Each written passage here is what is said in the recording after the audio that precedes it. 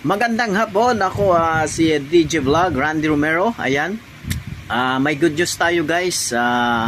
Nag-announce kanina ng umaga, no.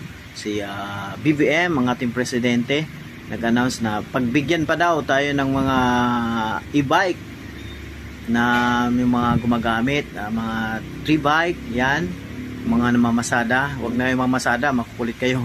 Ayan, 1 month binigay muna sa atin para pag-isipan pa nila kung anong batas ang pwedeng gagawin nila, kung anong gagawin pa nila para sa atin e-bike, kung anong, para paghahandaan natin 1 month binigay sa atin. Kaya maraming salamat din sa ating presidente na napagbigyan tayo, guys. Para naman kasi tayong nabigla, di ba? Kaya panoorin nyo itong video, guys. Sinabi ni ang ating presidente na si BBM. Watches. Dahil nakita ko naman na yung pag-enforce na napaka-stricto doon sa mga electric vehicles sa national road, napapanood ko sila sa news. Nakakaawa naman talaga.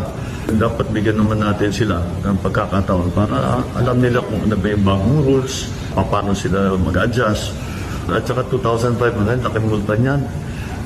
Napakabigat na para sa kanila. So, bigyan natin silang 1 buwan para alam nila kung ano ba yung dapat nila gawin.